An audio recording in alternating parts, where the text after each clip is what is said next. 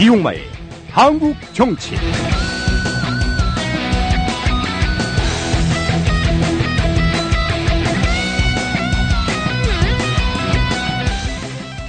네, 청취자 여러분 안녕하십니까. 세월호 참사가 난 지 벌써 2달이 되어갑니다. 6.4 지방선거가 끝난 지도 일주일이 다 되었습니다.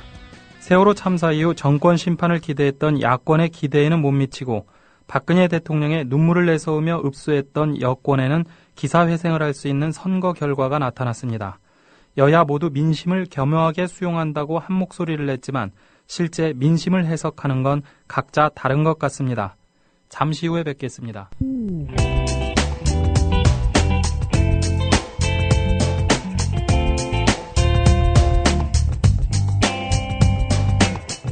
한국 정치에 대한 심층 인터뷰, 핫한 정치인과 함께합니다. 뜨거운 인터뷰. 진보정당인 민주노동당이 해방 후 사실상 처음으로 국회에 입성한 지 딱 10년이 됐습니다. 2004년 제17대 국회에서 10석을 얻어 처음 국회에 진출했지요. 이후 분당과 합당 등 몇 차례 우여곡절을 거친 끝에 2년 전에는 13명이 통합진보당 이름으로 당선됐습니다. 10년 전에 비해 당선된 국회의원 수는 3명이 늘었지만 오히려 진보정당의 정치적 입지는 훨씬 취약해진 것으로 분석됩니다. 오늘 뜨거운 인터뷰에서는 천호선 정의당 대표와 함께 이야기를 나눠보겠습니다.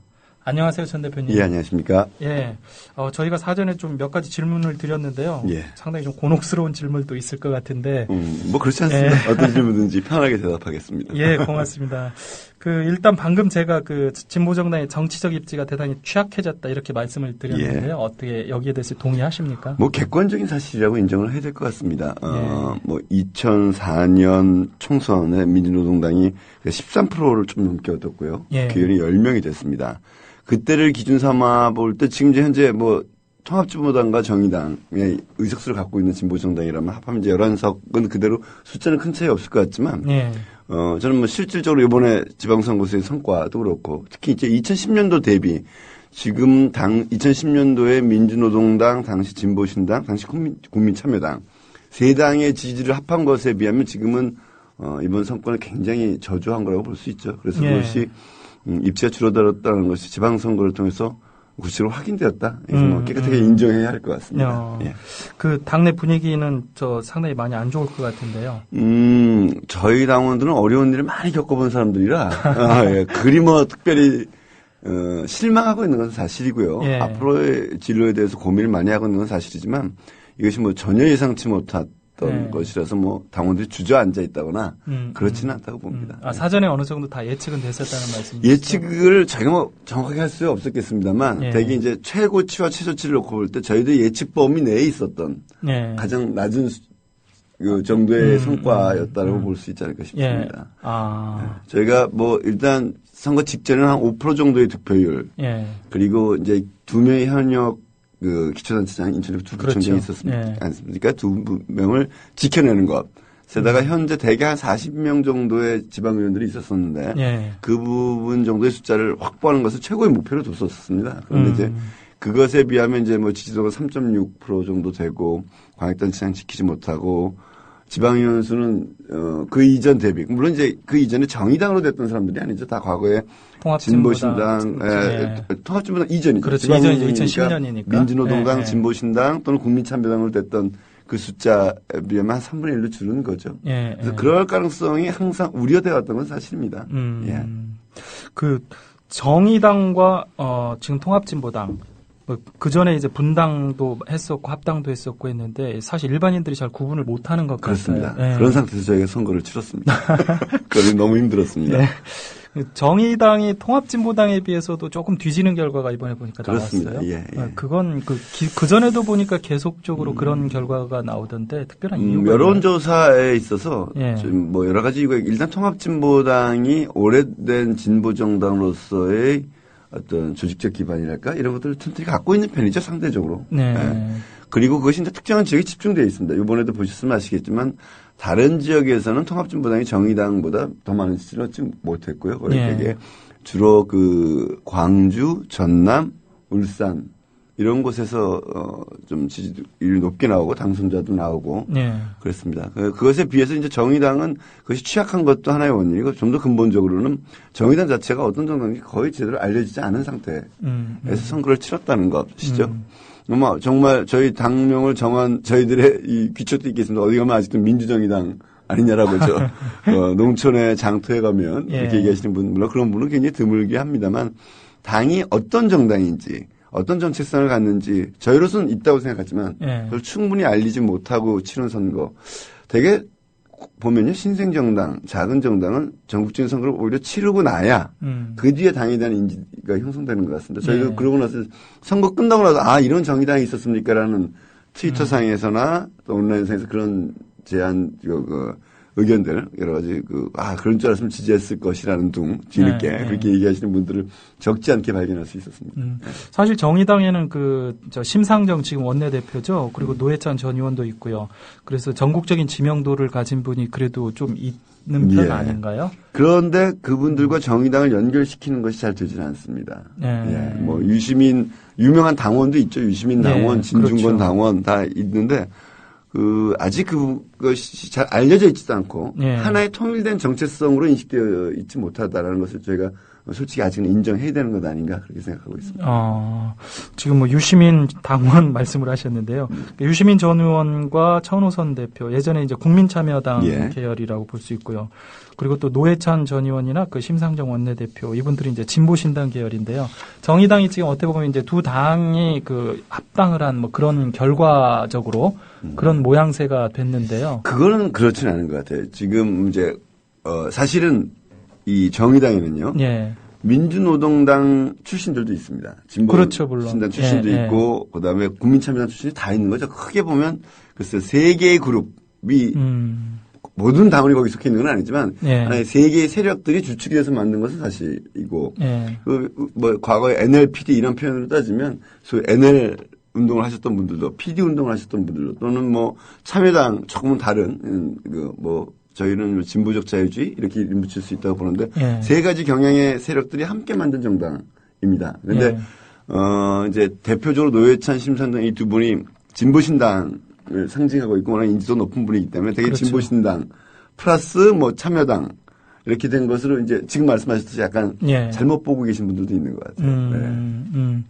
근데 워낙 두 분의 이제 대중성이 있다 보니까 그렇습니다. 사실상 국민참여당과 옛날 PD 계열 이런 식으로 이렇게 많이 쉽게 생각을 할 수 있는데 어찌됐든 지금 이제 그런 어떤 정치 세력들이 연합을 해서 만들어졌다라고 볼 수도 있을 텐데 어떻게 지금 융합은 잘 돼 있다라고 볼 수 있을까요? 저는 대한민국 정당에서요. 가장 융합이 잘 돼 있는 정당이라고 감히 자부를 하는데 이제 조금 전에 이제 우리가 이제 편안하게 말씀드린 NLPD 이런 국민들도 많이 들으셨던 얘기니까 어떤 과거의 운동적 경향, 대한민국 사회를 보는 시각, 무엇을 우선해서 해결해야 되는가, 그리고 그것에서 형성됐던 문화적인 어떤 차이, 어떤 정치권의 차이 이런 것들이 실제로 존재했죠. 그것이 때로는 갈등이 되고 권력투쟁의 양상을 가졌었던 것, 진보정당 내부에서도 그렇다면 저는 감히 말씀드린 정의당은 과거에 해왔던 어떤 함께 오래 해왔던 사람들끼리 어떤 문화적 동질성, 서로 문화적 차이 같은 것들은 좀 있지만 흔히 정치의 대북 정책이라든지 핵 문제에 대한 시각이라든지 탈핵 문제, 그러니까 무기로서의 핵무기뿐만 아니라 원전에 대한 시각 같은 것이라든지 아니면 노동 문제에 대해서라든지 이제는 내부에서 거의 이견이 없다고 이야기해도 과언이 아니라고 자부를 합니다. 실질적으로.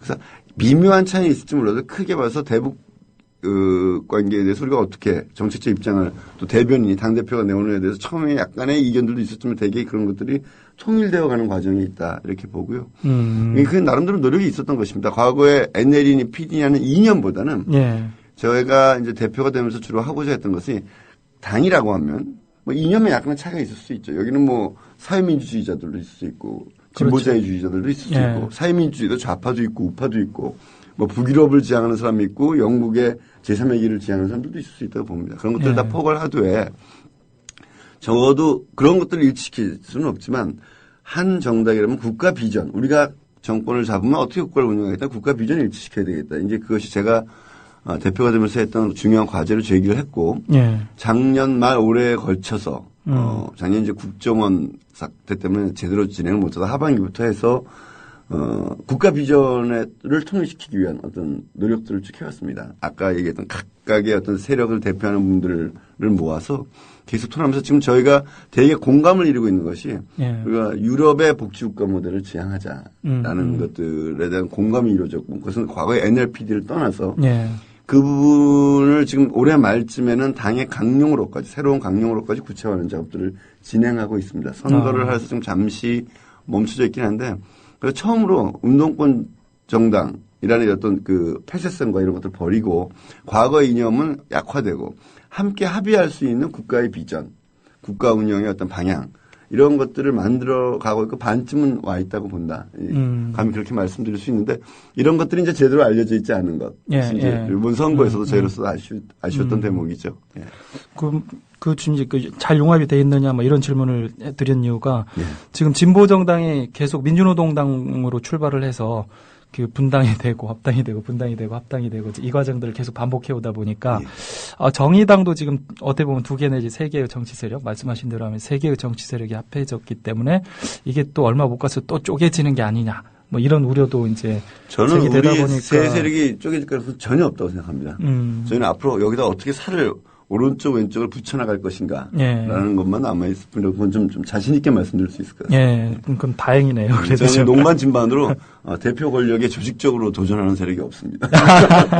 그런 말씀을 드리는데 그만큼 서로 불필요한 갈등, 정책 갈등, 그다음에 권력 갈등 이런 것들은 존재하지 않는다고 단언해서 말씀드릴 수 있습니다. 지금 야당의 제1야당이죠. 새정치민주연합. 여기와의 관계는 좀 어떻게 지금 설정을 하고 계세요? 이제 아주 복잡하고 그것이 변해나가는 과정에 있죠. 한 측면에서는 새정치민주연합, 하물며 새누리당까지 과거의 진보정당이 가졌던 복지에 대한 이슈들을 자기 이슈화하는 과정도 쭉 한 2년 동안 대통령 선거부터 있었었고요. 그런데 이제 한편으로 역행하는 측면도 있습니다. 특히 최근에 새정치연합은 저희가 그 부분에서는 비판적일 수밖에 없는데 과거의 민주당이 가졌던 야당성, 과거의 민주당이 가졌던 진보성마저도 현재 약화되어 있다라고 봅니다. 그래서 한편으로는 진보정당의 정체성이 흔들린 측면도 있지만 진보정당 또 진보적 가치, 진보적 정책의 목숨은 오히려 늘어나고 있는 측면들이 있고 이 부분에 대해서 이제 그건 저희 실력 문제 여기 잘 대응해 나가는 것이 저희들의 과제로 되어 있고 저희로서는 지금 민주당이 그래서 아까 말씀드렸듯이 과거만한 야당성과 진보성도 약화되고 있다는 것에 대해서 매우 비판적이고요. 그 몫을 저희가 채워나가는 것을 저희들의 과제로 상당히 의미 있는 말씀인데요. 그러니까 예를 들어서 이번에 박원순 시장이 재선에 성공을 했고 또 진보적 성향의 교육감들이 상당수 당선이 됐잖아요. 이것을 그러니까 이번 지방선거 결과를 놓고서 결국 이렇게 나온 게 나머지 지역 같은 경우에는 새정치연합의 어떤 정체성이 사실상은 후보들의 물론 개인 역량도 있지만 그런 득표력을 갉아먹은 게 아니냐. 그러니까 맞습니다. 되게 그러죠. 선거는 어떤 당이 중심에서 전선을 긋게 되면 인물이 2차적인 것이 되고 그 정당을 놓고 열을 찍을 것이냐 야를 찍을 것이냐. 그렇죠. 그래서 그렇게 되죠. 그런데 이번 새정치연합은 안 하기도 했고 못 하기도 했다고 보는데 세월호 참사 이후에 도대체 이번 선거 의미를 어떻게 규정짓고 국민들에게 왜 야당을 선택해야 되는지에 대해서 분명히 내세우지 않았거나 저는 일부러 안 하는 측면도 있다고 그래요. 제가 전원에서 듣기는 이럴 때는 몸조심하는 게 좋다. 실점을 안 하는 게 좋다라는 전략적 판단도 있었던 것 같기도 하고. 근데 저는 그렇기 때문에 결과적으로 수도권에서 특히 졌다. 이렇게 봅니다. 이런 거죠. 여냐 야냐의 선택의 문제가 됐을 때 야당의 문제 제기와 이슈가 국민들의 설득력을 가진다면 저는 경기 인천을 이겼을 거라고 봅니다. 유력한 후보였고요. 그렇죠. 인천의 현역 시장이요. 그런데 그것이 사라지니까 이런 거죠. 박원순의 서울시와 정몽준의 서울시는 다를 거라고 사람들이 생각할 겁니다. 그러면 거기서 판단을 하죠. 그러나 이런 질문 던질 수밖에 없죠. 이제 정당 대 정당의 전선이 사라진 상태에서 제 학교 후배이기도 하지만 송영길의 인천시와 유정복의 인천시가 다를 것이냐. 김진표의 경기도와 남경필의 경기도가 다르거나 혹시 더 나았다고 볼 수 있느냐라는 부분에 대해서 저는 주민들의 판단이 있었다는 것이죠. 그것이 큰 차이가 있는 선택이 아니었다면 힘 있는 곳, 그다음에 또 이제 박근혜 대통령과 관계도 있겠지만 또 현 집권 정당 쪽으로 기울여지는 경향들이 어쩌면 현실적인 유권자들의 선택일 수도 있었다. 이런 것도 아니었는데. 그래서 결과적으로 지금 균형을 이룬 셈이 되지만 이번 선거가 저는 이게 적극적인 균형이 아니라 아주 소극적인 양쪽 다 비토된 국민들이 신뢰를 주지하는 결과적 균형이었다고 숫자를 놓고 볼 때는 그렇게 보지만 그렇죠. 그래서 저는 어떻든 그래서 서울, 경기, 인천에 진 것에 대해서는 기존의 야권 지도부의 책임이 크다라고 저는 보고 있습니다. 그런데 방금 말씀하신 대로 하면 진보 정당이 사실은 어떻게 보면은 파고 들어갈 틈새는 분명히 존재를 하거든요. 두 거대 정당이지만 국민 모두로부터 양쪽 모두 뭐 별로 신뢰를 받지 못하고 어쩔 수 없이 자선책으로 선택을 받는 이런 형국이 됐는데 진보 정당이 분명히 끼어들어갈 틈새가 있음에도 불구하고 지금 못 하고 있거든요. 그렇습니다. 예. 그건 왜 그럴까요? 그건 이게? 뭐 가장 큰 게 2년 전에 저희 통합진보당 사태 이후에 저희는 지금의 통합진보당과 다른 정당, 새로운 진보정당이라고 저희를 스스로 생각하지만 국민들이 보기엔 전체적으로 진보정치 자체에 대한 진보적 요구는 남아있지만 진보정치, 진보정당에 대한 신뢰를 아직 회복하지 못하는 것. 아직 그것이 복구되지 못했다는 것이 가장 큰 이유인 것 같고요. 이제 그렇게 된 이유에는 오랫동안 소위 진보정당이 10년 정도, 2004년 기준으로 따질 때, 그 이전에 창당이 됐습니다. 자기 혁신을, 시대의 변화에 따른 자기 혁신을 해내지 못했고, 그것이 어떤 분열적 요소로 나타났고, 그 결과에 대해서 지금 냉정한 평가를 받고 있는 것이 하나, 우리 스스로의 가장 큰 원인이 있는 거죠. 거기서 이제 저희 정의당으로서는 대안의 진보정당으로 아직 충분히 제대로 알려지지 못했고, 여야를 찍을 때 야당이 아닌 우리를 찍어야 될, 아주 설득력 있고 분명한 이유를 제시하는 데서 성공하지 못했다. 이렇게 봐야 될 것 같고요. 두 번째는 사실은 양당 동점 구조였습니다.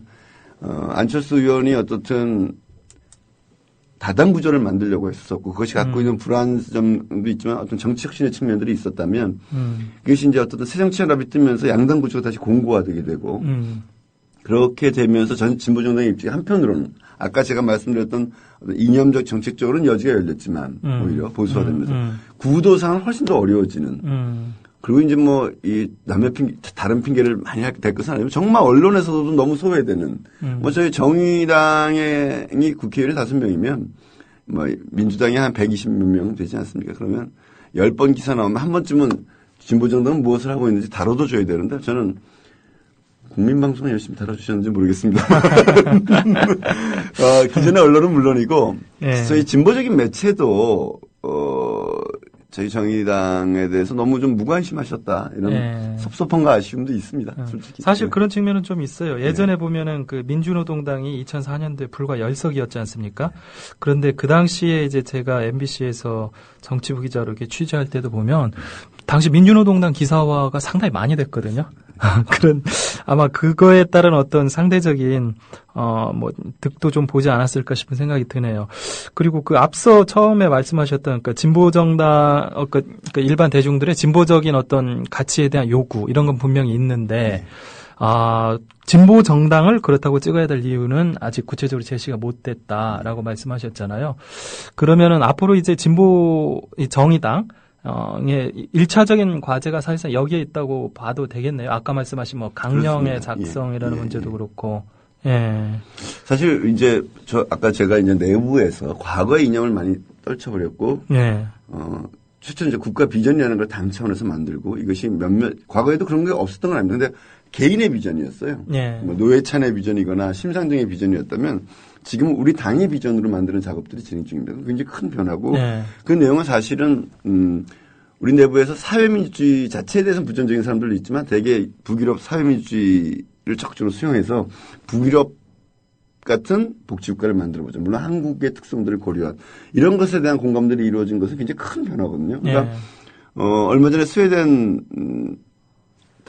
삼민당 총재가 저희 당도 방문을 했었습니다만 대한민국 최초의 복지국가를 분명히 지향하는 사회민주주의적 정당.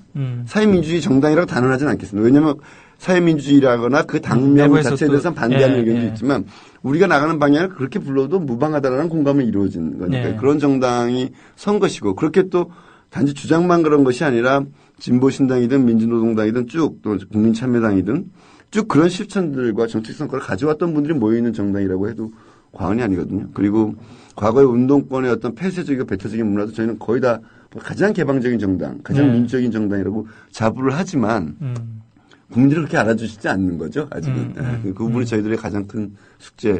이걸 어떻게 알려나갈 것인가가 제일 고민입니다. 그래서 국민방송에서 불러주시면 열심히 나와서 설명도 드리고. 지금 말씀하신 거에 보면 이제 국민들이 그 정의당이나 진보정당 선택을 선택하지 않은 이유 중에 하나가 그 진보정당 자체적인 잘못도 있지만은요. 물론 이것도 자체 잘못에서 기인하긴 하는데 또 하나가 지금 새정치연합과 진보정당, 그 정의당의 어떤 차별성을 사람들이 별로 느끼지 못하고 혼동하는 데도 있거든요. 이게 굉장히 좀 심각한 요인 중에 하나가 아닌가 싶은 생각도 들어요. 그래서 예. 그 야당이 그 새정치연합이 잘못해도 사실은 진보정당들까지도 도매금으로 함께 넘어가는 그런 면이 있죠. 예, 그런 면이 좀 상당히 있는 것 같아요. 그러니까 사실은 제가 아까 그런 말씀을 드렸지 않습니까? 새정치연합이 그전에 민주당만큼의 진보성도 없었다라는 것들이 몇 가지 징표들이 있죠. 예를 들면 우리 기초노령연금에 대한 태도 아마 과거 같았으면 굉장히 강력하게 싸웠을 것 같아요. 저는. 김대중 대통령이 있는 민주당이었다면 그런 문제. 김대중 대통령이 지방자치제를 위해서 단식까지 하면서 그렇죠. 그런데 정당 조치에 오히려 역행하는 소위 기초 공천 문제를 가지고 두 달을 저는 이미 그건 진보적 의제나 민주주의와도 아무런 관계가 없는 상대적인 선택에 불과한 것이라고 생각하는데 그것으로 시간을 보내고 기초노령연금 같은 경우는 오히려 쉽게 타협을 해준 셈이 됐고 그러면서 사실 이 차이가 저는 나타나고 있다고 보는데 현재는 그런 거예요. 우리 야당이 제대로 싸우지도 못하고 그 차이는 구별되지 않으니까 저희도 같이 도매금으로 넘어가는 좀 억울한 대목이 있죠. 그런 대목들에서 저희가 새정치연합과 다른 입장들을 분명히 보여왔거든요. 기초노령연금 문제, 기초공천 문제, 무슨 기초와 관련된 것들인데 그런 것들이 국민들에게 제대로 알려지지 않은 것도 저희로서 아쉬운 대목입니다. 방금 말씀하신 것 중에 보면은 이게 지금 결국은 그 새정치민주연합 같은 경우에 김한길, 안철수 두 공동대표 두 분의 어떤 리더십과 관련되는 부분이 아닐까요? 제가 그 전에 이렇게 분석을 해보면은 지금 새정치연합에 소속된 국회의원 127명과 그 전에 예를 들어 열린우리당 시절의 국회의원들 그 당시 이제 152명으로 출발을 했었죠. 그분들의 어떤 정치 성향들을 이렇게 보면은 오히려 지금 새정치연합에 있는 국회의원들의 성향이 열린우리당 시절보다 조금 더 진보적인 약간 그런 성향, 전체적으로는 그런 성향을 띠고 있어요. 그런데 대외적으로 이게 나타나기로는 방금 말씀하신 대로 오히려 자꾸 오른쪽으로 이동을 하면서 그 진보적인 색채가 굉장히 옅어지는 이런 성향을 지금 많이 보이고 있거든요. 그러니까 새정치연합에 있는 국회의원들 개개인을 보면 저희 정의당이랑 함께해도 괜찮을 분들도 꽤 많아요. 그렇죠. 그런데 이제 당 전체는 자꾸 이렇게 그 중도를 확보하기 위한 전략적인 판단도 있겠습니다만 실제로 안철수, 김한길 두 분의 정치 노선 자체가 중도 내지는 중도 우파적이라고 봅니다. 그런 면에서 상대적으로 진보적인 목소리가 눌려져 있는 측면, 제가 다른 당에 대해서, 남의 당에 대해서 다 구체적인 말씀드리기 좀 곤란합니다만, 어떤 그렇게 평가될 수 있는 것 아닌가 싶습니다. 그런데 지금 이렇게 자꾸 끼어 있다 보니까 두 양대 그 거대 정당 사이에 끼어 있다 보니까 진보 정당이 제자리를 잡지 못하고 있는데요. 그 중에 하나가 그 지난번에 심상정 원내대표께서도 나오셔가지고 말씀하셨는데 결과적으로 이게 소선거구제 때문에 그러는 게 아니냐. 그 정당 명부 비례대표제를 더 늘리든지 이런 대책이 필요한 게 아니냐라는 말씀을 하시던데 거긴 다 동의를 하시겠죠. 이제 그 문제를 이제 좀 심각하게 생각하려고 그럽니다. 되게 우리 진보정당에서 바람직한 선거구제가 뭐냐를 또 우리는 항상 독일식 정당명부 비례대표제를 이야기하고 비례대표를 확대하자 이렇게 이야기를 해왔습니다. 저희들 질문이 오면 답은 그렇게 했죠. 그런데 제가 이제 요즘 반성하고 있는 것은 과연 정말 그것을 극복하기 위해서 총력을 기울여서 집요하게 장기적으로 싸웠느냐. 질문이 오면 답하고 스스로도 이루어지지 못할 것. 이렇게 포기해왔던 것은 아닌가 하는 생각합니다. 민주당 의원들도 상당수 의원들께서 독일식 정당명부 비례대표제 제대로 이해하는 분은 그거 좋다. 근데 그게 이루어지겠어? 라는 것을 생각하는 거죠. 그건 특히 이제 선거제도라는 것은 단 한 표만 많다고 해서 되는 게 아니지 않습니까? 그렇죠. 선거제도는 게임의 룰이기 때문에 여야가 합의를 해야 됩니다. 그러면 제1당, 제2당, 새누리당과 새정치연합 두 당 중에 한 당만이라도 거부를 하게 되면 그중에 일부만 거부를 하게 되면 이건 안 이루어지는 거죠. 예. 그래서 사실 저희들도 독일식 비례라는 것을 답변만 하고 실천의지는 없었던 것 아닌가라고 반성을 하게 되고 이제 제가 요즘 당 대표로서 고민하고 있는 것은 730 이제 재보선도 있습니다만 그때부터 앞으로 2년 동안 지금부터 2년 동안 2016년 총선 전까지 정말 조금 전에 말씀 당의 총력을 동원해서 김대중 대통령이 지방자치제를 단식 투쟁해서 쟁취했지 제가 단식을 하겠다는 뜻은 아닙니다만 정말 예. 그 정도 중요한 제도라고 생각하고 목숨을 걸고 2년 동안 집요하게 노력을 해볼 필요가 있다. 이제 뭐 예를 들면 결선 투표제 같은 경우도 문재인 당시 대선 후보도 동의를 했기 때문에 결선 투표제와 이 독일식 비례를 가는데 예. 제가 요즘 이제 하나 더 판단한 것은 독일식 비례 대표제는 국민들이 뭔지를 몰라요. 아마 정교하게 물어보면 대부분의 정치인들도 정확히 모를 겁니다. 의외로 그게 굉장히 복잡한 설계가 되어 있기 때문에. 그래서 제가 항상 질문하면 그런데 독일식 비례를 얘기했습니다. 저는 이제 그렇게 안 하겠다. 오늘 저 처음 말씀드린 것일 수 있겠지만 독일식 비례는 다음 단계로 놓자. 일단 대선거구제로 하자. 비례를 확대하고 대선거구제. 특히 한 지역에서 최소한 4, 5인 이상을 뽑는.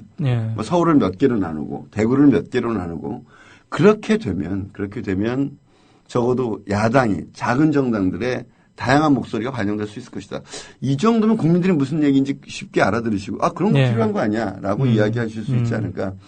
제가 오늘 이제 27주년이니까 그래서 지금 직선제는 됐지만 결국엔 직선제 자체는 민주주의의 가장 기초적인 것에 불과하지 이 제도가 보다 고도화되지 않으면 소수의 목소리 또는 서민의 목소리 다양한 목소리는 다 죽지 않습니까? 그래서 그런 것들 그러니까 민주주의의 고도화라고 할까요? 그런 것들이 필요하다고 보는데 제가 요즘 이제 구상을 하고 있는 것은 앞으로 2년 동안 정의당이 국민들의 공감을 얻어서 독일식 비례는 아니더라도 대선거구제를 단기적으로 목표로 해서 정말 총력을 기울여서 여야에게 총선 전까지 제안하고 또 압력을 넣고 해서 선거제도를 바꿔보는 운동을 하는 것이 좀 시대적 소명이 아닌가 그런 생각을 하고 있습니다.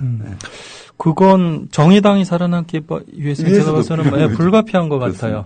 지금식의 어떤 소선거구제, 특히 이게 결선투표제도 없는 이런 소선거구제라면 그 계속적으로 그 정의당이나 뭐 통합진보당이나 이 진보정당들, 소수정당들은 계속적으로 양보할 수밖에 없고요.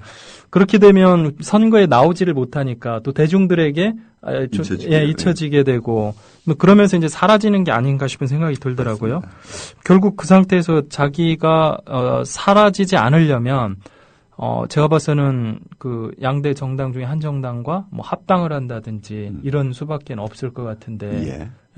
지금 현재 정의당이나 그 세를 보면 그래요. 세를 보면 굉장히 지금 취약하지 않습니까? 지난 그 그렇습니다. 대선에서도 결과적으로 양보했고 또 이번 지방선거에서도 서울이나 수도권에서 정의당 같은 경우는 지금 후보를 안 냈잖아요. 서울이나 경기도에서. 그럴 바에는 차라리 합해서 그 새정치민주연합 내에서 오히려 진보 블록을 좀 더 강화하는 게 낫지 않느냐 이런 얘기들도 많이 나오지 않습니까? 뭐 항상 선거가 끝나고 나고 특히 이제 진보 정당들이 선거가 약할 때면 나오는 이야기고 저는 뭐 개인적으로 국민참여당 민주당을 했던 사람이죠 저도. 그렇죠. 민주당을 너무 잘합니다. 밑바닥까지 잘하는 사람이고요. 민주당 지역구 사무국장서부터 중앙당 당직자까지 다 해보는 사람이기 때문에 민주당의 지역이 어떤지 알죠. 그리고 당시로서 제가 국민참여당을 창당하고 그다음에 통합진보당 이제 뭐 다 아시는 거지만 통합했고 지금 그 과정에서 실패해서 정의당까지 왔습니다만 그것에 대해서는 제 나름대로 민주당에 대한 판단이 있었기 때문입니다. 이제 뭐 그걸 오늘 길게 말씀드리긴 그렇습니다만 결국엔 지금 밖에 나와서 하는 지금 정의당 또는 국민참여당, 통합진보당 뭐 지금의 통합진보당은 아닙니다만 실험도 성공하지 못하고 있습니다. 그건 사실이지만 거꾸로 그러면 민주당 안에서 개혁하려고 하는 시도들은 성공해 왔는가? 저는 거기서도 성공하지 못했다고 생각이 듭니다. 몇 가지 시도가 있었죠. 하나는 그 문성근 씨가 주재해서 국민들이 참여했죠. 그래서 상당히 뭐 혁신적이고 개혁적일 수 있는 한명숙 이해찬 지도부를 만들었습니다. 그러고 다시 다 철수했습니다. 일시적인 전복을 했었죠. 그러나 그렇게 한다고 해서 민주당이 현대적으로 지역주의를 뛰어넘고 현대적이고 민주적인 정당으로 거듭났냐? 그건 아닌 것 같다.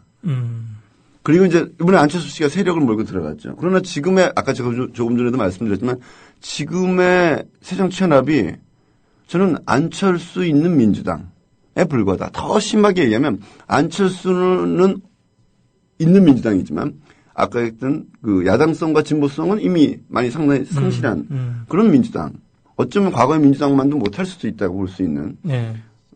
선 끝나자마자 이렇게 너무 신랄하게 다른 당 얘기를 할 건 아닙니다만 그런 생각을 하지 않을 수 없습니다. 그래서 그게 뭐 사실이죠. 예, 사실. 그러니까 그래서 저희도 밖에서 참 너희들 왜 이렇게 고생스러운 뭐 맨날 듣는 얘기가 그겁니다. 뭐 민주당 사람 바로 앞이고 민주당 사람들도 개인적으로 참 너무 뭐 지금 민주당 분들보다도 많이 알 겁니다. 항상 왜 이렇게 험하고 어려운 길을 가냐고 안 됐다는 듯이 이렇게 얘기하지만 저는 거꾸로 그 안에서 당신들 10년, 20년 동안 계약에 성공했다고 볼 수 있느냐. 민주당이 거듭났느냐.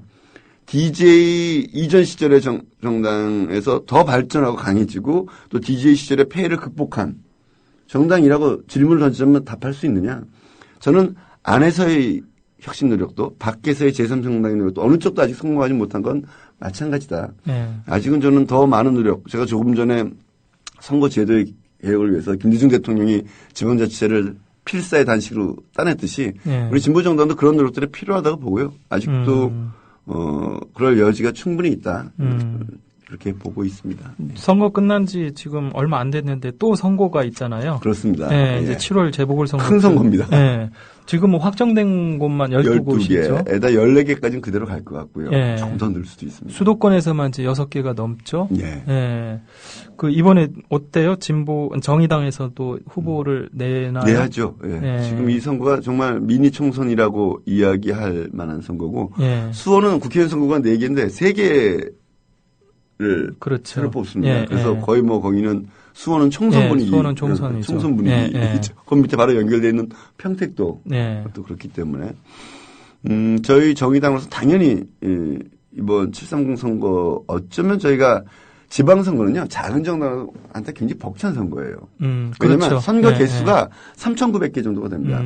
최대로 내면 3,900명의 후보를 내야 되는. 그 조직력도 있어야 그렇죠. 되고 그만큼 사람이 갓 많아요. 만든 작은 정당으로서는 굉장히 어려운 선거입니다. 저희가 지금 그냥 150여 명밖에 못 냈습니다만 그중에 한 이제 일부가 당선이 된 건데 그것에 비하면 이제 이제 보궐선거는 훨씬 좀 가볍죠. 그런 부담 그렇죠. 많은 인물들을 내보내야 되지는 않기 때문에. 그렇기도 하고 워낙 이게 의미가 크기 때문에 저희로서도 이번 지방선거 준비하면서 730이 어쩌면 정치적으로 더 중요하다. 이런 생각을 염두에 두고 있었었고요. 아직 최종적으로 누가 어떻게 나간다고 단정해서 말씀드릴 수는 없지만 최선을 다한다. 그래서 이제 모든 후보를 선거에 다 낸다 이런 건 아니에요. 저희로서도 의미 있고 유력한 후보 중심으로 집중해서 노회찬 전 의원도 이번에 이제 정치적으로 복권이 됐잖아요. 그렇습니다. 출마 이번에 하시겠죠? 자격이 있죠. 아직 단정해서 말씀드릴 수는 없고요. 뭐 저도 엊그제도 다시 뵀습니다만 이제 개인적 결단만의 문제가 아니라 당과 노회찬 전 대표가 함께 머리를 맞대고 있습니다. 그래서 지금은 글쎄요 어떻게 말씀드려요. 신중하지만 매우 적극적으로 검토하고 있다. 뭐 이 정도 말씀드릴 수 있지 않을까 싶습니다. 한마디로 어느 지역에 출마할 것이냐의 문제가 되겠네요. 지역까지 말씀드리는 건 좀 이르고요. 뭐 수도권, 뭐 동작, 수원도 뭐 대상이 될 수 있고 저는 뭐 아직 말씀드리기 좀 이르면 저기 뭐 부산도 있고 부산도 연고지이기도 합니다. 노회찬 전 대표에게. 뭐 일부에서는 광주 이야기도 나오기도 하고 그런데 아직도 그것이 의미 있는 수준의 것들은 아니고요. 저희들로서는 어떻든 지금 선거 끝난 지 며칠 안 됐기 때문에 좀 깊게 지방선거에 대한 어떤 평가를 하고 전략을 세워서 사람을 선정하는 그런 과정들을 겪고. 근데 시간이 많지는 않습니다. 그렇죠. 그 이번 선거 결과에 따라서는 지금 새누리당이죠. 여당의 과반이 무너질 수도 있잖아요. 그러다 보니까 여야 모두 이번에 사력을 다할 것 같은데 그러면 또 새정치민주연합에서 이 정의당에게 양보하라고 할 수도 있고요. 야권 연대라고 하는 문제를 생각을 안 할 수 없을 텐데 이건 어떻게 보세요? 글쎄 이제 선거를 시작하기 전에 보통 연대 얘기를 하는 것은 자기가 가능하면 피하는 일이고 큰 정당보다 작은 정당은 더더욱 피하려는 일이기도 합니다. 이제 국민들이 특히 국민방송 듣고 계신 분들은 다 아시는 정치에 대한 정보와 판단이 뭐 높으신 분들이라 이제 저희가 숨기지 않고 있는 그대로 말씀드리는 거고요. 그러나 이제 되게 야권 연대라는 것은 아주 간단하게 말씀드리면 저희 정의당이 유력해야 됩니다. 지지도가 높아져야 야권 연대 할 것인가 말 것인가 대상이 되느냐 마냐가 이제 쟁점이 되는 거죠. 지금 새정치라면 아마 그런 생각 안 하고 있을 겁니다. 그러나 저희로서는 그래서 우선해야 될 것이 저희들이 좋은 후보를 당력을 잘 집중해서 국민을 설득할 수 있는 새로운 메시지를 가지고 준비하는 것. 그래서 그 지지도 입지. 그런 거는 있는 건 사실입니다. 이번에 선거 끝나고 나서 아까 제가 잠깐 말씀드린 정의당 입당 대수도 많이 들었고요. 그런 정의당인지 몰랐다. 정의당을 못 찍어서 미안하다. 뭐 이런 분위기도 좀 있습니다. 그래서 저희가 좋은 후보를 내고 정의당 이제 좀 인지도 좀 올라가긴 한 것 같아요. 선거 끝나고 나서. 그래서 좋은 후보를 내고 국민들의 지지를 좀 확보하기 시작하면 그때 가서 야권 연대 문제는 논의해 볼 수 있는 것 아닌가라는 생각을 합니다. 오늘 오실 때 박근혜 대통령이 인사를 했어요. 예. 총리 후보자 임명을 했잖아요. 문창극 전 중앙일보 주필이시죠. 뭐 어떻게 보세요? 좀 의외라고 저도 생각을 했고 아마 아무도 예측 못했고 언론인 출신이 처음이라고 그러죠, 총리가? 예, 그런 것 같아요. 저도 정확한 통계는 모르겠습니다. 바로 언론인 하다가 이렇게 가는 경우. 예. 그래서 좀 쉽게 평가하기가 좀 어렵습니다. 예. 그런데 이제 하나의 기준은 있었죠. 요번에 총리가 된다면, 총리를 임명한다면 이 세월호 참사 이후에 박근혜 대통령이란 정권이 유지되는 전제 하에서 총리를 유지한다면 해서 저는 제일 중요한 걸 두 가지를 봤습니다. 하나는 정치적 중립. 자기 정치를 위해서나 박근혜 대통령을 지키기 위해서 위한 총리가 아니라 그런 의미에서 정치적인 중립이 되어야 된다는 거고 두 번째는 가장 큰 여러 가지 이 세월호 참사 던진 여러 가지 문제가 있습니다만 박근혜 대통령 문제의식이 같다고 봐요. 소위 관료 마피아로 대변되는 해피아만 있는 게 아니지 않습니까? 각 분야에 그 중앙에만 있는 게 아니고 지역에도 있습니다. 이 기득권, 이권 세력들과 당당히 맞설 수 있는 총리여야 한다. 그 두 가지 기준에 맞는지 잘 모르겠습니다. 그 두 가지 기준이 어느 정도 부응하는지 저로서는 아직 평가하기 어렵고 다만 이제 현재 기억하는 것은 오면서 저도 쭉 문창극 총리 내정자 이름을 넣고 보니까 이제 기억이 나는 옛날 칼럼들이 있더라고요. 노무현 대통령 돌아가셨을 때 국민장에 반대했던 칼럼. 자살을 했던 사람이기 때문에 국민장이 돼서는 안 된다 이렇게 주장을 하셨었죠. 또 하나는 그 바로 직후였죠. 김대중 대통령 돌아가시기 직전에 사경을 해먹고 계실 때 김대중 대통령이 어떤 정치 비자금에 대해서 근거 없는 기사를 가지고 공격을 막 그때 사경 헤매고 계실 때 그랬던 그래서 굉장히 그때 동교동 측에서 강력하게 반발을 했었었죠. 그 두 가지 기억을 놓고 보면서 과연 이분이 합리적이고 보수라고 해도 좋습니다. 합리적인 보수인가, 정치적 중립성을 지킬 수 있겠는가.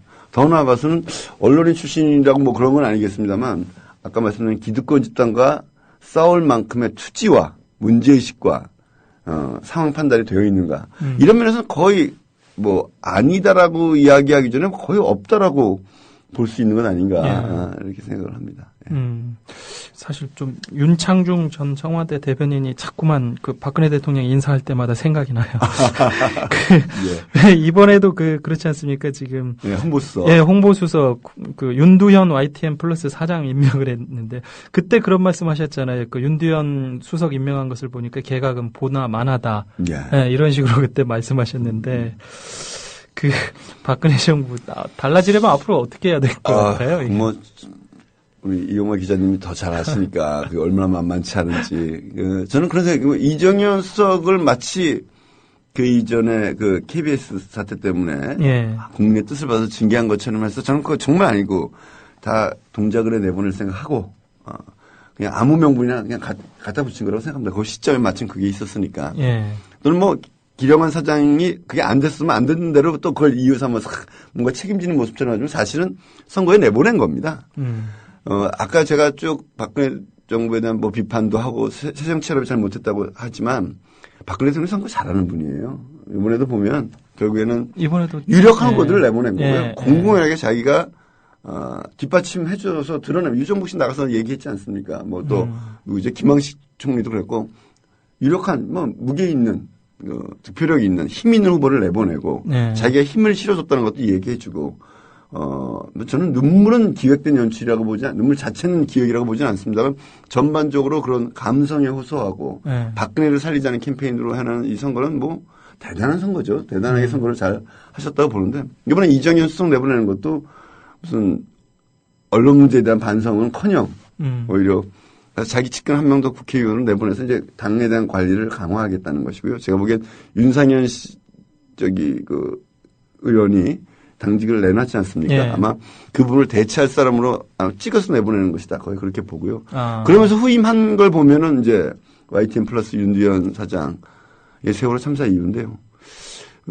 전혀 뭐 혁신의 의지가 없어 보인다. 그래서 지금 문창극 집필에 대한 평가를 받고 특이한 게 언론은 과거에 언론 장악을 주도했던 사람을 그대로 쓰고 총리도 언론인을 썼다는 것은 박근혜 대통령의 문제의식을 짚어볼 수 있는 대목이 있습니다. 뭐냐면 세월호나 이런 데 이후에 나왔던 책임론이 억울한 것 같아요. 자기는 책임질 게 솔직히 없다고 생각하는 거죠. 얼마 전에 지금 청와대 대변인이 몇 번 실수를 했지 않습니까? 저는 그 실수가 아니라 그게 청와대의 정서를 반영해 주는 거라고 생각해요. 계란도 안 넣은 라면 먹은 게 무슨 잘못이냐라든지 박근혜 대통령이 뭘 잘못한 게 있냐. 박근혜 대통령은 저는 진심으로 모든 책임이 박근혜 대통령에게 있지 않지만 세월호 이후에 정부가 대처하지 못한 것에 대해서 대통령이 책임이 있다고 느끼지 않는 분인 것 같습니다. 그리고 이런 부분을 해결하기 위해서 이미 충분히 권력을 장악하고 있는데도 언론을 장악하고 있다고 저는 보는데 더 언론을 장악해야 되겠다. 뭐 좋게 얘기하면 더 우리 당 정부의 입장을 잘 알려야 되겠다. 나쁘게 하면 언론을 좀 더 몰아붙여야 되겠다. 이런 의사가 보여주는 인선들 아닌가 저는 그렇게 생각합니다. 사실 뭐 기관형 KBS 사장이 그 이사회에서 해임이 됐잖아요. 그러면서 그래도 좀 뭔가 달라지지 않을까 뭐 일말의 기대 그런 것도 사실은 뭐 없지는 않았거든요. 그런데 이번 인사 보면은 꼭 그렇지는 않은 것 같아요. 참 힘들게 생각되는데. 이걸 제가요, 새정치민주연합 소속 의원들이 이 자리에 나오셨을 때, 그 질문을 많이 드립니다. 지금 국회 선진화 법안이 마련이 돼 있잖아요. 그렇습니다. 그렇기 때문에 여야가, 어떤 법안에 대해서 하나라도 합의가 안 되면, 지금 국회에서 법안 처리가 아무것도 안 되잖아요. 그런데 왜 공영 방송에 대한 이 지배구조, 공영방송의 지배구조에 관련된 법안을 그대로 놓아두고 가느냐. 야당에서 늘 이야기하는 게, 이 언론 운동장이 기울어져 있다. 이렇게 이야기를 하면서도 정작 언론을 그럼 장악한 언론을 풀 수 있게 해라라고 하면 아무것도 안 해요.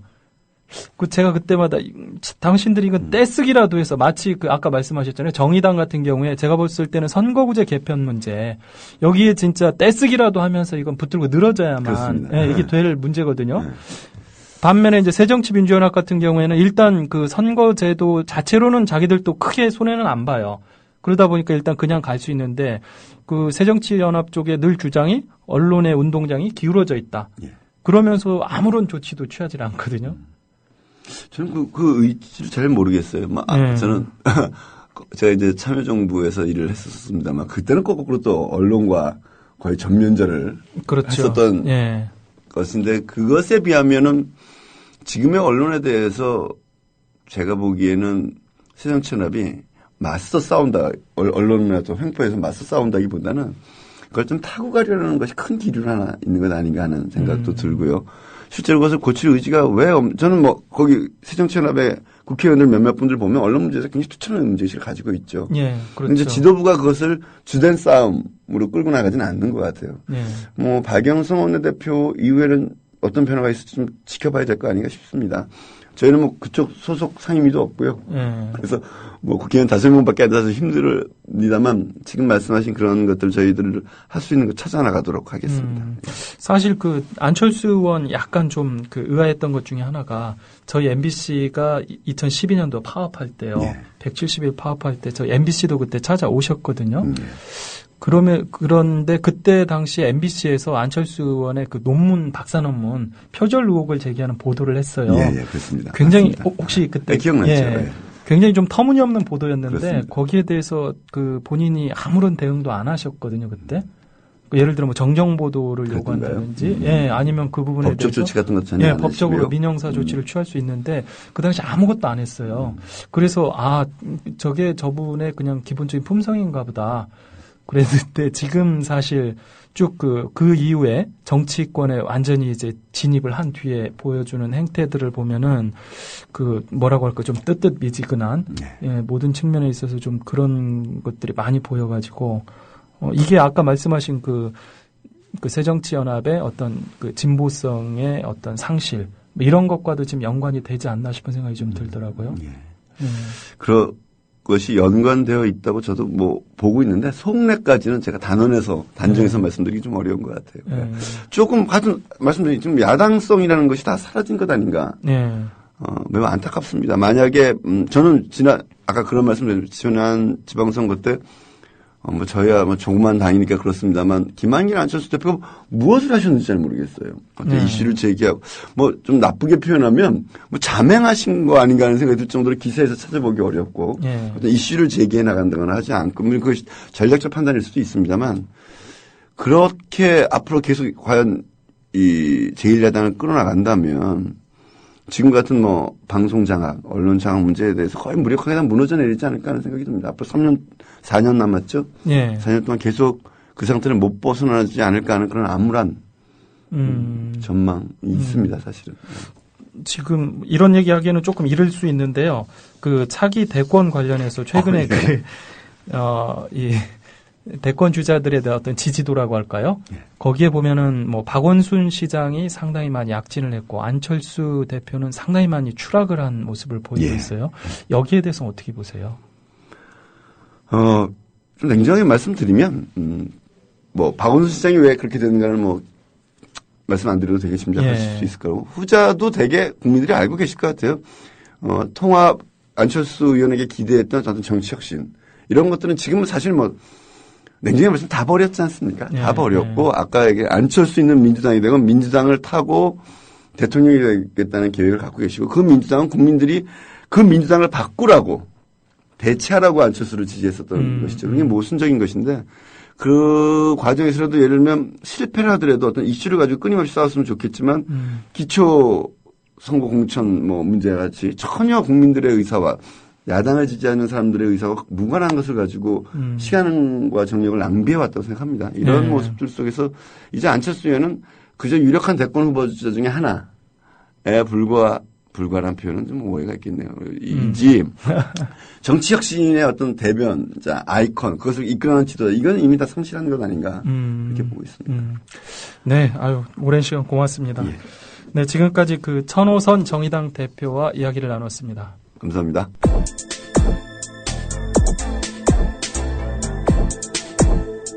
딸이 나서서 고승덕은 교육감이 돼서는 안 된다고 말해 치명타를 입은 고승덕 서울교육감 후보.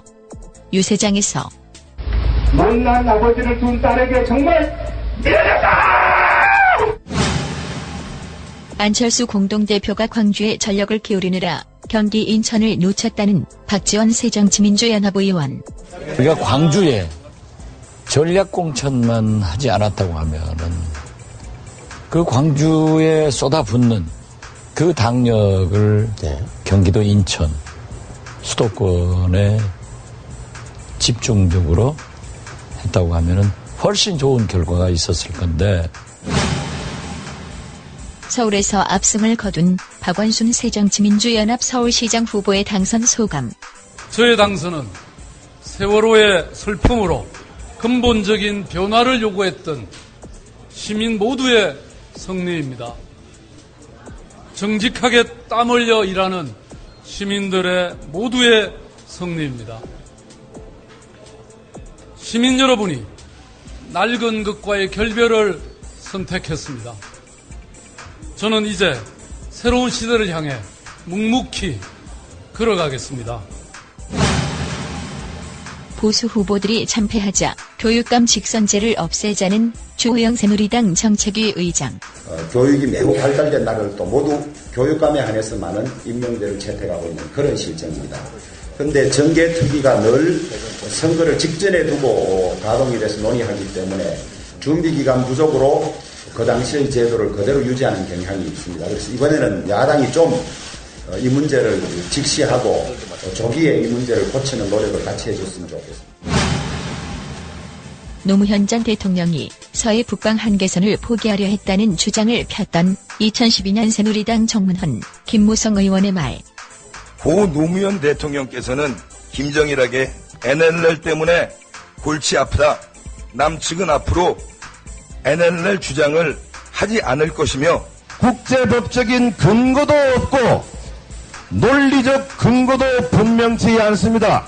기가 막힌 내용을 대한민국의 대통령 노무현이가 북한의 김정일에게 가서 한 말입니다.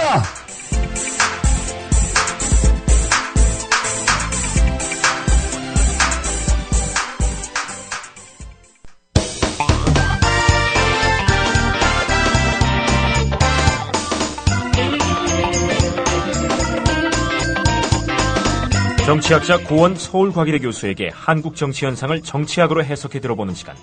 정치학 가라사대. 네, 오늘 정치학 가라사대 시간에서는 6.4 지방선거 결과에 대해 고원 교수님과 집중 분석을 해보도록 하겠습니다. 고 교수님 안녕하세요. 예, 안녕하십니까. 예, 먼저 이번 선거 결과에 대해서 총평을 해주신다면 어떨까요? 특히 다 아시다시피 세월호 사고로 집권 세력에 대한 유권자들의 분노가 쏠린 상황에서 치러진 선거였죠. 예. 야당은 집권 세력에 대한 심판과 책임을 요구했고 여당은 대통령 구하기와 국정 안정론으로 맞섰습니다. 예. 선거 결과는 현상적으로는 비슷했지만 예. 대체로 새누리가 예상보다 선전을 했고 예. 새정치민주연합 야당은 얻을 수 있는 목표에 도달하지 못한 측면이 있는 게 아니냐. 예. 이런 관점에서 보면 새누리의 승리가 아닐까. 예. 이렇게 평가가 됩니다. 일단 9대 8이라는 결과가 나왔지만 그것과 무관하게 저도 개인적으로는 그렇게 판단을 하는데요. 새정치연합이 패배했다고 하면 화를 많이 낼 것 같아요. 조금 전에 새정치연합이 패배했다는 근거로 목표치에 도달하지 못했다 이런 말씀을 하셨는데요. 그 목표치를 어느 정도로 보아야 할까요?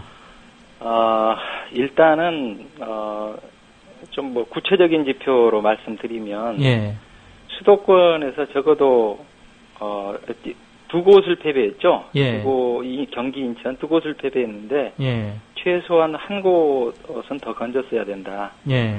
그다음에 이제 진보교육감 선거가 상당히 이제 이 진보 진영 쪽에 굉장히 약진의 어떤 결과로서 나타났지 않습니까? 예, 그렇죠. 그런 정도까지는 아니더라도 비슷한 추세로 비슷한 양상으로 확장성을 보여줬어야 되는데 그렇지 못했다. 특히 이 확장성보다는 현상 유지나 이제 방어 수준의 결과에 그쳤다라는 거. 특히 광역의원 기초단체장 또는 기초의원 선거 이쪽으로 가면은 부진을 못하는 그런 양상이거든요. 그렇죠. 특히 이제 영남, 강원, 충청 등에서 상당히 축소됐습니다. 야당이. 그렇죠. 광역단체장 선거 같은 경우에는 이겼을지 몰라도 기초단체장은 전패를 했죠. 그러면 여당이 이렇게 선전 혹은 승리하게 된 비결 어디에 있다고 보세요? 일단은 무엇보다도 첫 번째 요인은 야당의 무능. 그게 이제 가장 중요한 요소가 아닌가 싶고요. 이제 여기에 이제 두 번째 요인으로서는 일단 정권 초기에 치러진 지방선거였다.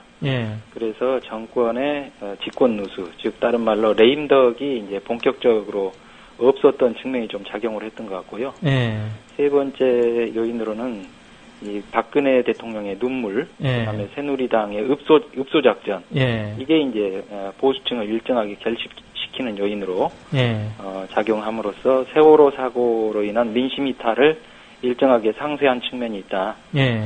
근데 이제 이 몇 가지 요인 중에서 가장 중요한 요인은 야당의 무능 요인이 아닐까 그렇게 봅니다. 조금 전에 저희가 천호선 정의당 대표 모시고 얘기를 나눴었는데요.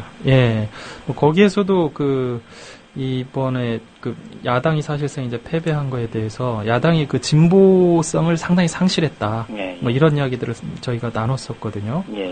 아무래도 새정치연합의 그런 어떤 진보성 상실 이게 상당히 좀 크게 작용을 했다고 볼 수도 있겠죠. 예. 그리고 이번 선거에서 야당은 뭐 패배를 했지만 예. 그 박원순 서울시장 같은 경우는 재선에 성공을 했단 말이에요. 예, 예. 경기 인천에서는 새누리당 후보가 됐고 예, 예. 상당히 의미가 있다고 보는데요. 예, 그 어떻게 보십니까? 일단은 서울시장 선거는 그 정당 간 구도보다는 예. 가치와 인물 구도로 치러진 측면이 컸다. 예. 이렇게 볼 수가 있겠습니까? 무슨 말이냐면 소위 이제 그 정몽준 후보가 내세우는 소위 개발과 성장의 가치. 예. 그것에 이제 대립되는 박원순 후보의 이제 소통과 안전의 가치. 예. 이 구도가 상당히 뚜렷하게 대비를 이룬 선거였다. 예. 그 다음에 이제 여기에 박원순 후보가 서울시장으로서 무난하게 시정을 이끌어왔다는 평가. 예. 그 다음에 이제, 박원순 후보가 이제 개인적인 인물의 관점에서 보면, 예. 야당 소속이지만 야당과 차별화되는 이미지가 있단 말이에요. 예. 바로 이제 이런 것들이 복합적으로 작용해서, 예. 세월호 사고의 이후에 그 민심의 흐름을 담아내는데 상당히 강점으로 작용했지 않느냐. 예. 이제 그에 반해서 다른 야당 단체장 후보 같은 경우는 이제 이 정치인 이미지, 예. 혹은 관료 이미지. 그 다음에 이제 야당 소속이지만 사실은 이제 개발 성장에 경도된 그런 어떤 이미지를 갖고 있는 측면이 커요. 예. 바로 이제 이런 어떤 한계 요인 때문에 예. 여당 후보와 어떤 그 차별화 효과 예. 이런 것들을 거두는데 좀 한계가 있었지 않느냐. 그다음에 이제 정몽준 후보 측에서 평가를 해보면 정몽준 후보는 이번에 상당히 선거 전략을 대단히 좀 잘못 짠 측면이 있어 보여요. 예. 특히 이제 정몽준 후보가 내세웠던 여러 가지 가치 정책의 측면에서 보면은 예. 박원순 후보의 아주 그 뚜렷하게 대척되는 포지션으로 그 스스로 이게 위치를 잡은 측면이 있습니다. 예. 이제 그럼으로써 박원순 후보를 굉장히 선명하게 정몽준 후보가 만들어줬다. 그러니까 굉장히 좀 조금 선거 전략 측면에서 정몽준 후보는 굉장히 문제가 많았다라는 생각이 들고요. 여기에 이제 부수적으로 너무 지나치게 사실 예. 이제 정몽준 후보가 직전까지만 해도 대선 주자 지지율에서 여야를 통틀어 1위를 달렸던 사람 아닙니까? 예, 그렇죠. 뭐 그런 정도 되면 예. 뭔가 이제 그 박원순 뭐 서울시장이지만 예. 뭐 서울시장과 어떤 인물로 비교해서 그 자신의 어떤 그 강점이나 예. 뭐 이런 것도 있을 텐데 너무 지나치게 박원순 후보에 대한 네거티브에 집중함으로써 좀 스스로의 그 위치를 격화시킨 측면이 있다. 뭐 이런 것들이 작용을 했던 것이 아닌가 봅니다. 그러니까 자기 자신의 어떤 본인의 가치를 내세움으로써 자신을 부각시키기보다는 예. 박원순 후보와 예. 자꾸 대척점에 서면서 선을 그으려고 하면서 오히려 박원순 후보를 부각시켜줬다 이런 말씀이시죠? 뭐 그런 것 같습니다. 경기와 인천에서는 아까 이제 개발과 성장의 어떤 이미지에 많이 경도돼 있었다 후보들이 이런 말씀을 하셨는데 이게 이제 어떻게 보면은 그 박원순 후보가 아까 야당과 지금 현재 새정치연합과 차별화된다 뭐 이런 말과 이제 일맥상통하는 것 같은데요. 예. 그러니까 박원순 후보 같은 경우에는 야당이면서도 야당의 이미지가 별로 아닌. 일정하게 거리가 있죠. 예. 시민운동 출신인데다가. 예. 예. 사실은 뭐 지금 아까 말씀하신 그 소통과 안전의 가치라고 하는 게 이번 세월호 참사에서 그 전면적으로 부각됐던 것이 아닌가 이런 생각이 좀 듭니다. 그 이번 선거에서 이제 또 하나 중요한 현상이 방금 전에 말씀을 하셨습니다만은 그 진보 교육감들의 약진 아닙니까? 그 보수의 분열 때문에 뭐 진보 교육감들이 대승을 거뒀다. 뭐 아주 쉽게 이런 말들을 하는데요. 이건 좀 지나치게 정치공학에만 의존한 해석이 아닌가 이런 생각이 들거든요. 네, 다른 요인은 없었을까요? 일단 교육감 선거 같은 경우 대체로 보수가 난립하고 진보가 단일화 한 조건은 언제나 동일했다. 그렇다면은 뭐 기존과 달리 이번 교육감 선거가 왜 그렇게 특별히 약진을 했는가라고 하는 현상들을 뭐 그런 요인만으로는 설명해 주기가 이제 한계가 있다. 예. 이렇게 말씀을 드리고 싶고요. 예. 바로 이제 그 박원순 후보 현상이나 예. 진보 교육감 현상이나 일정한 이제 연속선상의 어떤 하나의 어떤 맥락이 있다라고 예. 보는데 이제 그게 이제 굉장히 전형적인 이 가치 대결 구도가 작용했다라고 예. 보여요. 그래서 진보 교육감 같은 경우 그 박원순 후보보다도 오히려 더 이제 뚜렷하게 그 가치 대결 구도가 작용을 했었는데, 그러니까 이제 이 보수 교육감 후보들 같은 경우는 이제 표방했던 가치가 보수, 뭐 경쟁 교육, 뭐 우파 이념 교육 뭐 이런 거거든요. 또 이제 반면에 진보 교육감들은 명확하게 이제 민주진보 단일 후보 이렇게 진보를 표방했고요. 슬로건으로. 그 다음에 뭐 혁신교육, 평등교육, 실제 이제 이런 구도가 굉장히 그렇죠. 뚜렷하게 대립한 선거였다. 뭐 이렇게 볼 수가 있겠네요. 그리고 사실 이제 그 교육감 같은 경우는 정당 공천이 없지 않습니까? 소위 정당 공천이 없음으로 해서 진보 교육감 후보들의 약진을 더 가속화시킨 측면이 있다. 굉장히 흥미로운 지점인데요. 이제 그 말은 무슨 말이냐면은, 그러니까 여전히 그 세월호 사고에도 불구하고 야당에 대한 어떤 이 불신, 불신과 실망, 이제 이런 게 굉장히 강하게 작용을 하고 있거든요. 뭐 그런 어떤 야당에 대한 불신이 소위 진보 교육감 후보들 같은 경우 정당 공천이 오히려 없음으로써 오히려 그런 어떤 야당에 대한 불신이 전염되지 않음으로써 더 약진한 측면도 있는 것 아니냐.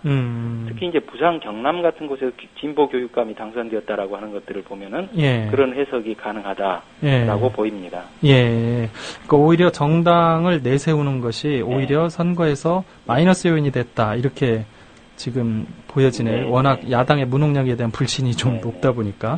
그렇게 보입니다. 실제 앞서 말씀하신 대로요. 뭐 광역단체에서는 9대8로 일단 야당이 조금 우세한 결과지만 그 정당 공천 폐지 논란을 불렀던 기초선거에서는 4년 전하고 비교하면 굉장히 안 좋거든요.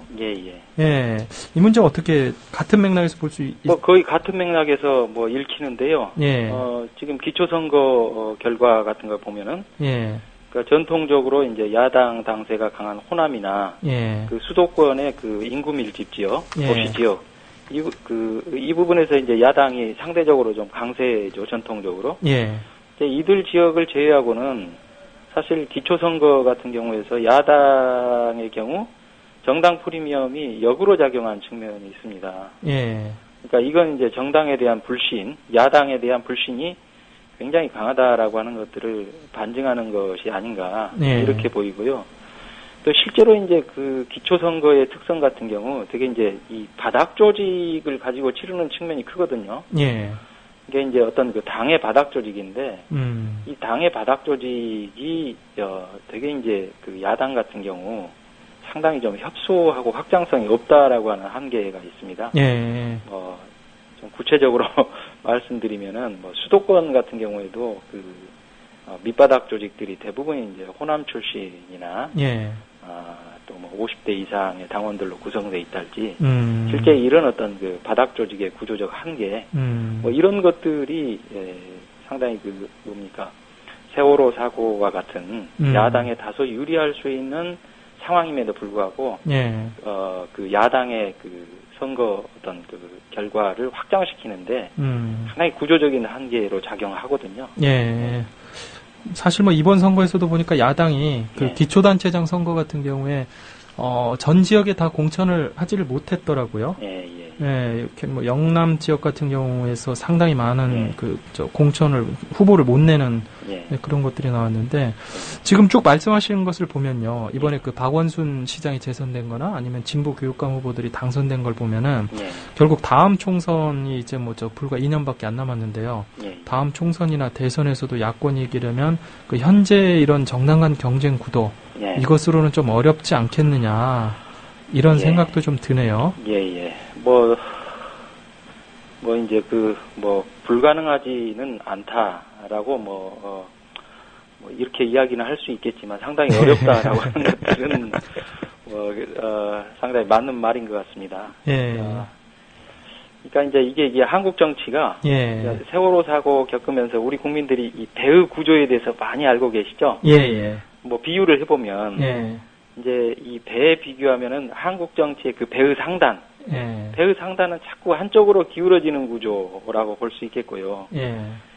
그 배의 하단의 균형을 잡아서 배의 그 침몰을 막아주는 게 바로 이제 평형수 아닙니까? 평형수. 예. 이번 세월호에서도 이게 평형수를 빼버려가지고 문제가 생긴 거 아니에요? 예, 예. 바로 이제 그 유권자들, 이제 위에 정당 간 구도에서는 굉장히 기울어진 구조임에도 불구하고, 예. 이게 이제 밑에서 평형을 잡아주는 평형수 역할을 하는 게 유권자들인데, 이 평형수를 담는 그릇이 이번 지방선거에서 보면은 일종의 이제 가치 구도가 그런 역할을 했어요. 근데 이제 이번 이렇게 자세히 또 보면은 이번 지방선거만의 또 현상이 아닙니다, 이게. 사실 이제 4년 전 지방선거에서 무상급식 보편복지 의제가 굉장히 중요한 선거 이슈로 등장을 했지 않습니까? 예. 또 2012년 총선과 대선은 경제민주화 복지, 뭐 이런 의제, 그 다음에 이제 또 이번 지방선거에서의 여러 가지 가치 구도, 이런 것들을 보면 4년 전 지방선거부터 이번 지방선거까지 4년 이상을 사실 선거에서 의제 가치의 측면으로 보면은 진보 의제가 대세예요. 예, 그렇죠. 이 부분을 놓치면 안 되거든요. 이제 이렇게 보면은 소위 배로 칠 때 상단과 하단이 미스매치 구조라는 거. 즉 다시 말해서 소위 가치 정치에서의 가치 구도와 정당 간 구도가 서로 이제 불일치, 괴리된다. 따로 놀고 있다는 거죠. 사실 이제 이 문제를 해결해야 진보 진영 혹은 야권 진영의 길이 열릴 텐데. 이제 그 말은 무슨 말이냐면 지금 현재의 그 야권 정당의 총체적인 이 시스템을 낡은 시스템을 시급히 혁신해야 된다. 뭐 이런 해석이 가능하겠죠. 사실 그 전에 이렇게 선거에서 야권이 이긴 경우를 보면 대부분인 야권이 아까 말씀하신 대로 무상급식이라든지 이런 어떤 새로운 가치들, 새로운 이슈들을 던졌을 때 승리한 경우가 더 많은 것 같아요. 그렇죠. 2012년 총대선에서도 물론 뭐 결과적으로 패배하기는 했습니다만 사실 이제 그런 어떤 경제민주화와 복지라고 하는 어떤 보수적 의제보다는 진보적 의제가 대세가 되는 그런 선거 공간이었기 때문에 겨우 그나마라도 비슷하게 패배를 했다. 이렇게 볼 수가 있는 거죠. 그 이번 선거에서 정의당과 뭐 통합진보당 같은 진보당들은 사실상 뭐 몰락하다시피 했는데요. 이 진보정당들 미래에 대한 전망이 상당히 불투명해지고 있어요. 어떻게 보십니까? 참 그 안타까운 일입니다만 또 현실은 냉철한 것이니까 사실 뭐 냉철하게 봐서 진보 정당의 독자 생존의 기반이 사실상 거의 완전히 상실됐다라고 뭐 그렇게 해석할 수밖에 없는 상황입니다. 뭐 지금도 여전히 이제 진보 정당 혹은 진보 정당의 정치인들이 이제 홀로서기를 다짐하고 있지만 사실 이제 홀로서기는 불가능한 상황이 됐다라고 해석할 수 있는 뭐 그런 어떤 흐름들이 많은 것 같고요.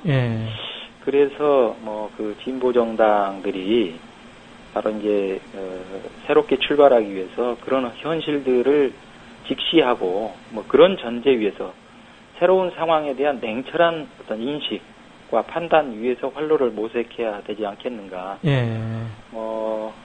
그런 점에서 진보 정당이 뭐 이념 정당으로 그냥 가겠다라고 한다면은 뭐 크게 문제가 안 되겠지만 적어도 어떤 그 대중정당, 선거정당으로 가겠다라고 한다면은 지금까지와는 다른 방식의 길, 다른 방식의 경로, 다른 방식의 노선을 모색해야 되는 거 아니냐 이런 생각이 듭니다.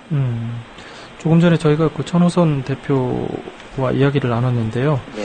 역시 그 새정치민주연합과 뭐 합당이라든지 뭐 이런 거에 대해서는 상당히 좀 부정적인 생각을 가지고 있는 것 같아요. 이제 새정치민주연합의 현재적 상태를 기준으로 본다면 사실 이제 어떤 그 상당히 이제 부정적으로 볼 수밖에 없는 또 뭐 부정적으로 보는 것이 상당한 이해도 됩니다.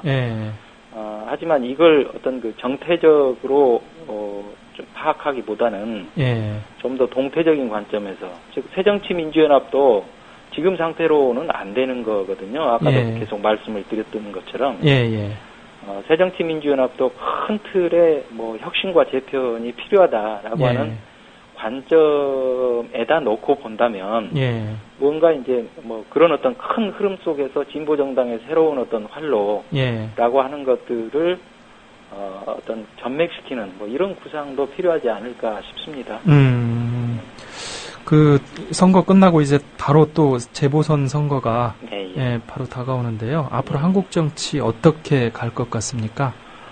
일단 뭐 당장에 양쪽 정당 세력의 이제 뭐 리더십 구조의 어떤 큰 틀의 변화가 순식간에 일어나기는 쉽지 않은 부분이기 때문에요. 뭐 큰 변화가 뭐 순식간에 올 것이다 한국 정치에. 뭐 이렇게 보기는 힘들겠지만 일단은 이제 그 새누리당은 뭐 박근혜 대통령의 장악력이 상당히 이전과는 달리 좀 약해질 거예요. 특히 이제 차기 지도부 선출 전당대회 시즌이 지금 카운트다운을 했지 않습니까?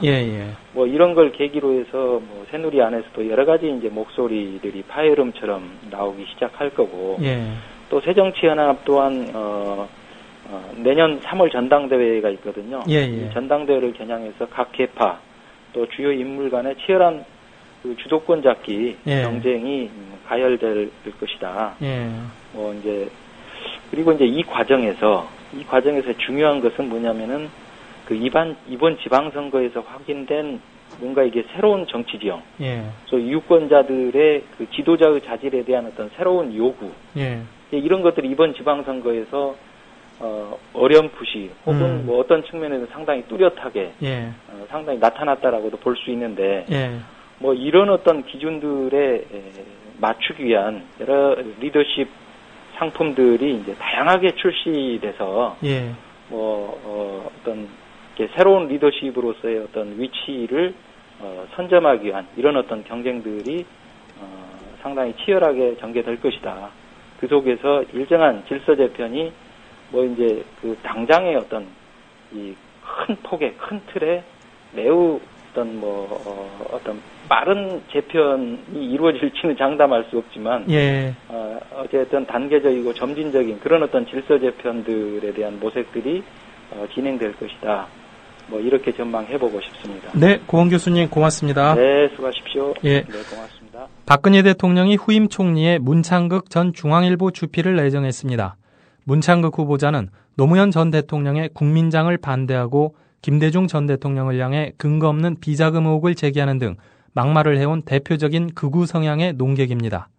하지만 청와대의 평가는 냉철한 비판의식과 합리적 대안을 통해 우리 사회의 잘못된 관행과 적폐를 바로잡기 위해 노력해온 분입니다. 이에 앞서 임명된 윤두현 청와대 홍보수석은 이명박 대통령이 YTN을 장악할 당시 정권의 앞잡이 노릇을 하며 정권의 편향적인 보도를 주도했다가 YTN 구성원들에 의해 YTN 오적으로 분류된 사람입니다. 그런데 청와대의 평가는 균형감 있는 사고와 날카로운 분석 능력을 발휘해온 분입니다. 사람을 보는 시각이 일반인들과 완전히 동떨어져 있습니다. 세월호 참사 이전과 이후 우리 사회가 달라져야 한다는 목소리가 많이 나오고 있지만 청와대만은 예외인 것 같습니다. 대통령 자신이 바뀌지 않는 상황에서 지금까지의 인사나 국정운영 방식이 변하는 건 불가능해 보입니다. 우리 사회의 미래가 달라지려면 무엇보다 대통령이 바뀌어야 합니다. 청취해주신 여러분 감사합니다.